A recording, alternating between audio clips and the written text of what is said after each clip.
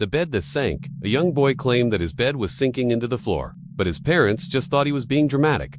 One night, they heard a loud thud and ran to his room. He seemed distant and was often found with dirt under his fingernails. When they asked him about it, he would just smile mysteriously and refuse to answer. The bed was gone, and the floor was sealed, like nothing had ever been there. But faintly, they could hear him calling for help from below. It all started a few weeks earlier when the boy's parents noticed that their son was acting strange. One day, the parents heard the boy shouting at the bottom of the stairs. The officers searched the house and found a small hole in the floor under the bed. It led to a tunnel that went all the way down to the basement. The police descended into the darkness, calling out for the boy.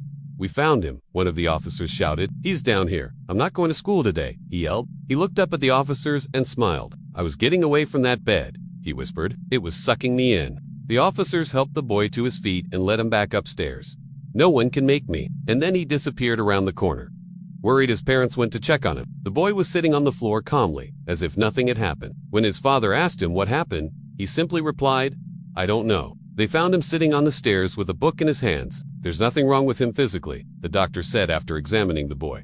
"But I can tell that he's not happy. There's something bothering him." The parents tried talking to their son, but he wouldn't tell them what was wrong. He just kept asking them to buy him a new bed. Startled, the boy quickly hid the book behind his back. When his parents asked what it was, he just smiled and shook his head.